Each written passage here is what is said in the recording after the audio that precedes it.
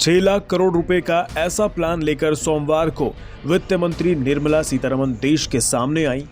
जिसमें दावा किया गया कि सरकार अब जनता के विकास के लिए सरकारी संपत्तियों को बेचेगी नहीं, बल्कि एक निश्चित समय तक निजी हाथों में किराए पर चढ़ाएगी। ऐसा सरकारी दावा है, जिसमें सबसे बड़ी रकम हाईवे और रेलवे से आनी है, जिसमें 26,700 किलोमीटर की मौजूदा सड़क और नई बनने वाली सड़कों को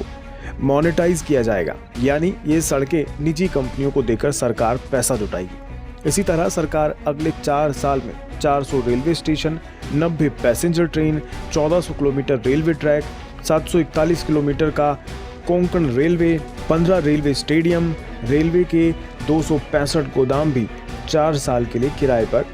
प्राइवेट लोगों को देकर पैसे जुटाए जाएंगे।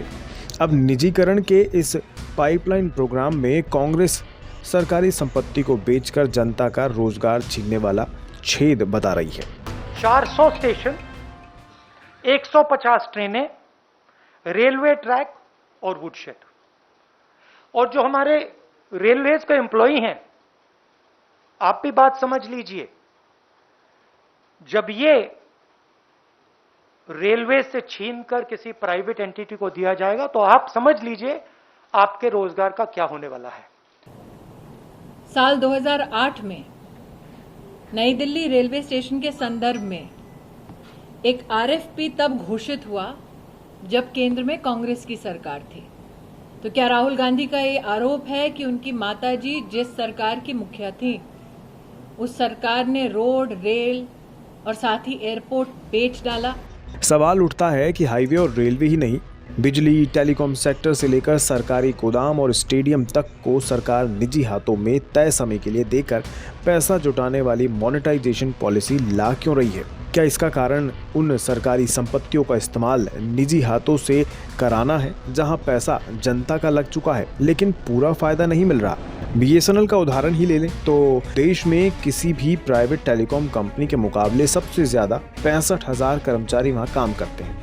जिसे सरकार के तमाम संसाधनों का फायदा मिलने के बावजूद बीएसएनएल 2019-20 में 15,000 करोड़ के घाटे में रही और 2020-21 में 27,000 करोड़ के कर्ज में है। बीएसएनएल की तरह ही तमाम दूसरे सेक्टर्स में प्राइवेट कंपनियों के मुकाबले ज्यादा संसाधन और सुविधा मिलने के बावजूद हालात ये हैं कि 2018 में जहां पब्लिक सेक्टर इंटरप्राइजेज ने 1 रुपये के निवेश पर सिर्फ 14 पैसे कमा कर दिए, वहीं अब सरकारी कंपनियां 1 रुपये के निवेश पर सिर्फ 3 पैसे ही कमाकर देश को दे रही हैं। जैसे एयर इंडिया 8,475 करोड़ के सीधे घाटे में, राष्ट्रीय इस्पात निगम लिमिटेड 3,910 करोड़ रुपए के घाटे में है, एमटीएनएल 3,696 करोड़ के घाटे में है, वहीं Bharat heavy electrical limited 1,473 crore के घाटे में है। अब सरकार कहती है कि वो ऐसी ही कंपनियों और विभागों की संपत्ति को एक निश्चित समय के लिए प्राइवेट लोगों को किराए पर देकर मुनाफे का पैसा जुटाएगी, लेकिन राहुल गांधी इसे कुछ चुनिंदा लोगों को फायदा पहुंचाने वाली पाइपलाइन करार देते हैं। ये जो एसेट्स हैं, इनको बनाने में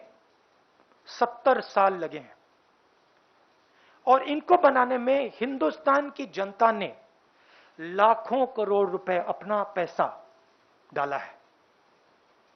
ये पूरा का पूरा 3-4 लोगों के हवाले किया जा रहा है।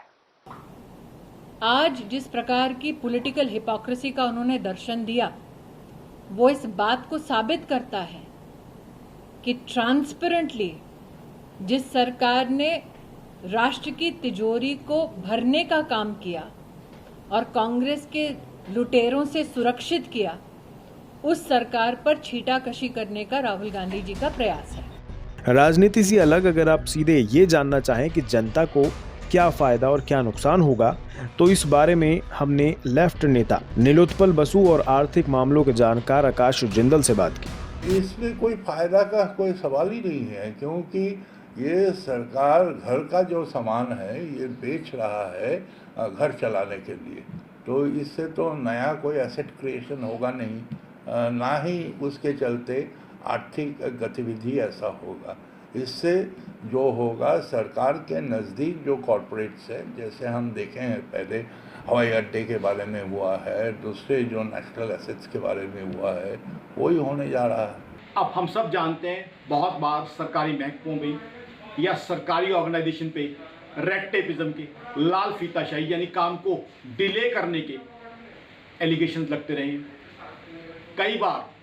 सरकारी ऑर्गेनाइजेशन पे करप्शन के भी एलिगेशन लगते रहे हैं, जबकि प्राइवेटाइजेशन एफिशिएंसी के लिए, प्राइवेट सेक्टर एफिशिएंसी के लिए,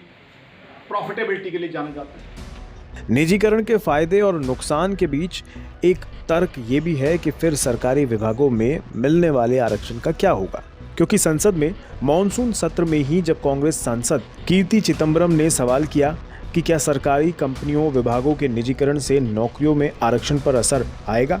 तब वित्त राज्य मंत्री भागवत कृष्ण राव कडार का जवाब आया कि आरक्षण नीति केवल सरकारी कंपनियों में लागू होती है और विनिवेश के बाद से एक कंपनी सरकारी सहायक नहीं रह जाती है, इसलिए आरक्षण नीति लागू नहीं होगी। कल फाइनेंस मिनिस्टर ने जो भी 70 साल में इस देश की पूंजी बनी थी उसको बेचने का डिसीजन ले लिया है। मतलब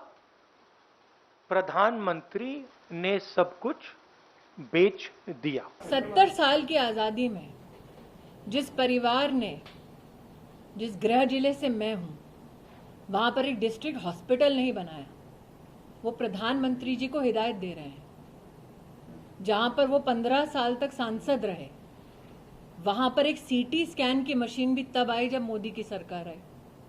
और वो प्रधानमंत्री को हिदायत दे रहे हैं। सरकार बार बार ये तो कह रही है कि सरकार कुछ बेच नहीं रही है, बल्कि सरकार का स्वामित्व बना रहेगा, लेकिन एक सवाल जिसका जवाब मिलना बाकी है कि जो चीजें